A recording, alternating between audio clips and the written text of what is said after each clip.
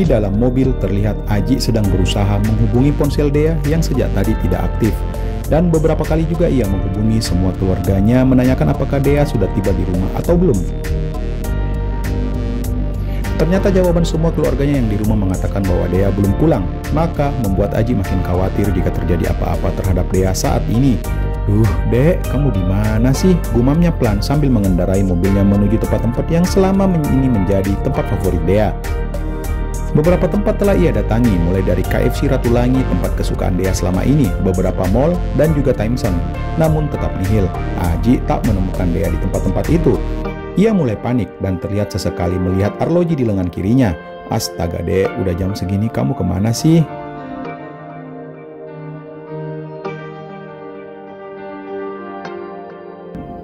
Aji berusaha menghubungi orang-orang yang mungkin mengetahui keberadaan Dea saat ini, namun tetap aja tak ada jawaban tentang keberadaan Dea, anak semata wayangnya.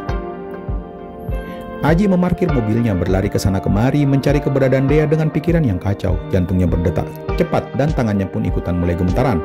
Namun Aji masih berusaha payah melawan rasa takutnya.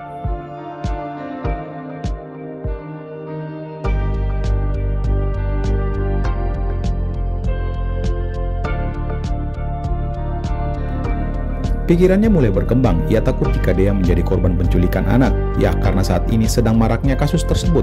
Apalagi beberapa siaran TV memberitakan sasarannya adalah para pengusaha-pengusaha di negara ini. Lalu para penculik akan meminta tebusan sejumlah uang kepada pihak orang tua. Memikirkan itu, Aji makin khawatir jika memang terjadi kepada Dea. Maka ia tak bisa lagi menepati janjinya kepada almarhumah Mita. "Ais, kamu di mana sih, Dek?" gumam Aji saat kembali ke mobilnya setelah mencari-cari Dea di taman bermain anak. Malam semakin larut, detik berganti menit, menit berganti jam. Namun Aji masih belum juga menemukan kabar keberadaan Dea.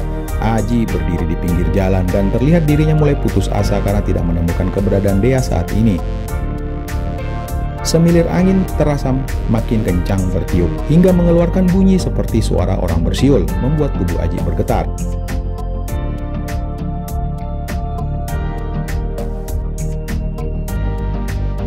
Keadaan ini, perasaan ini kembali terulang saat dimana ia kehilangan Mita di Pulau Bunaken. Penyesalan menghampirinya, begitu berartinya Dea dalam hidupnya selama ini. Ia ketakutan jika memang benar ia kehilangan Dea, maka Aji akan mengutuk dirinya seumur hidup.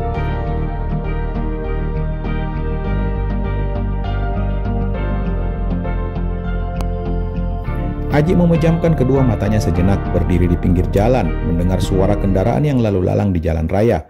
"Maafin Aji ya mah, aku tidak bisa menjaga Dea dengan baik," gumamnya sangat pelan, lalu tiba-tiba saja sosok Mita hadir di pikirannya.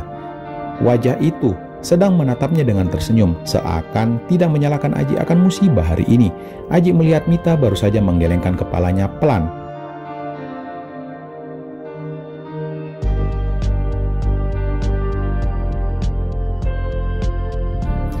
"Dea gak kenapa-kenapa kok ya," basak bisik Mita di dalam pikiran Aji. Namun terlihat Aji menjawabnya hanya dengan gelengan kepala, di mana ia merasa heran kenapa sosok Mita dalam pikirannya begitu tenang. Tubuh Aji bergetar, ia berdoa dalam hati karena hanya kepadanya lah ia memohon pertolongan, bukan kepada yang lain. Dan di dalam doanya hanya satu yang ia minta, semoga Dea tidak kenapa-kenapa. Tak terasa kedua ujung matanya mengalirkan tetesan air mata, dadanya terasa sesak. Ia belum siap jika kehilangan Dea sekarang. Ia berlari dan masuk ke dalam mobil, lalu mulai menjalankan mobilnya untuk kembali mencari Dea. Saat berada di perjalanan yang tak bertujuan, Aji kembali menelpon orang tuanya yang sedang menunggunya di rumah yang juga ikutan khawatir. Sedangkan Amel dan Adel ikutan membantu Aji mencari-cari Dea. Dan sampai saat ini kedua adiknya pun belum pulang ke rumah. Rasa sesak Aji rasakan di dadanya saat belum mendengar keberadaan Dea sampai sekarang. Bersusah payah ia mencari di semua tempat, bertanya ke kiri kanan, dan memperlihatkan foto Dea ke orang-orang yang ia temui. Namun tak seorang pun yang melihatnya, dan beberapa saat kemudian ia mulai putus asa. Lalu Aji menghentikan mobilnya di pinggir jalan. Ia menunduk, lalu kedua lengannya menyandar di setir beserta wajahnya sambil memejamkan kedua matanya. Tak tahu lagi ia harus cari di mana anak itu. Semua ini karena kesalahannya. Andai saja ia lebih cepat menjemput Dea.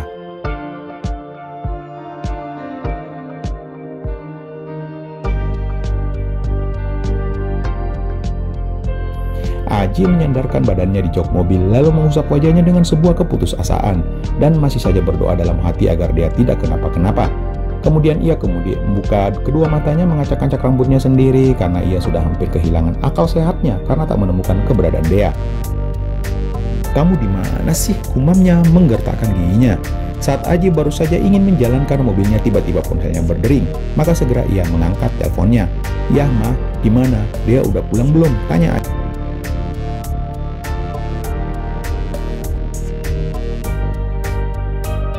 "Ini dia barusan nelpon, katanya HP-nya lowbat dan dedeknya baru bisa ngecharge HP minjem charge di mobil taksi.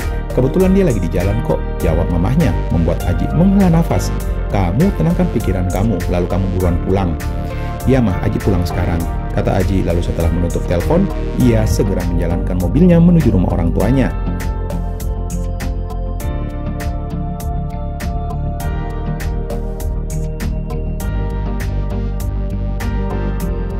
Akhirnya mobil taksi yang mengantarkan Dea beserta Reni pulang ke rumah berhenti di depan pagar. "Makasih ya Mas," kata Reni setelah membayar ongkos taksi. "Yuk Kak," ujar Dea mengajak Reni untuk turun dari mobil.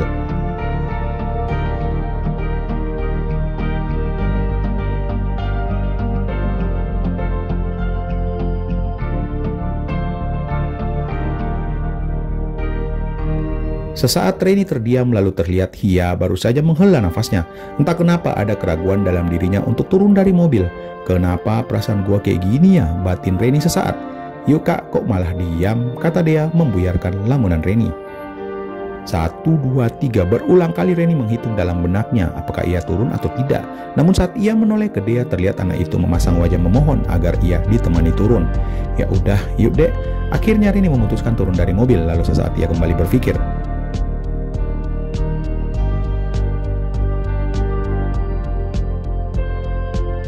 "Oh iya Mas, mending Masnya nungguin aja, paling gue bentaran doang kok, terus nanti Masnya anterin gue pulang juga sekalian, gimana?" "Ya udah deh, boleh deh," ujar supir taksi tersebut sesaat sebelum akhirnya Reni dan Dea turun dari mobil. Ternyata saat mereka berdua baru saja masuk melewati pagar, Opa dan omanya Dea sedang menunggunya di teras rumah. "Assalamualaikum Oma, Opa, Dea pulang," ujar Dea memasang wajah seperti memohon sesuatu. "Waalaikumsalam warahmatullahi wabarakatuh," ujar Oma dan Opa Dea. "Astaga nak, kamu dari mana aja sih?" ujar omanya yang segera berlari mendekati mereka berdua.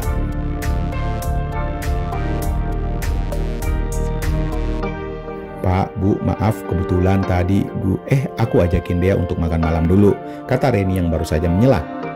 Opanya Dea tiba-tiba menatap Reni dari ujung kaki ke ujung kepala, membuat Reni terlihat risih ditatap seperti itu. Namun itu hanya sedetik, kemudian pria itu akhirnya tersenyum. "Kamu siapa, Dek?" "Aku Reni, Pak," ujar Reni mencoba mengenalkan dirinya. "Reni," gumam omanya Dea seperti mengenal nama itu. "Iya Bu," kata Reni lalu mengulurkan tangannya untuk bersalaman dengan kedua orang tua di hadapannya.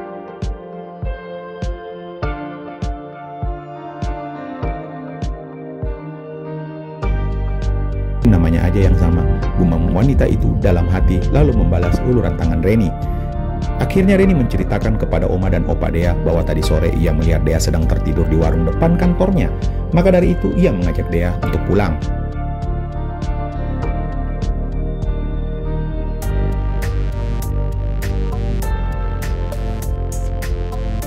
Saat mereka baru saja ingin naik ke dalam taksi, Dea ngomong bahwa ia sedang lapar. Maka dari itu Reni mengajak Dea untuk makan di KFC. "Oh gitu, makasih ya nak udah anterin Dea pulang," ujar omanya Dea sambil melempar sebuah senyuman.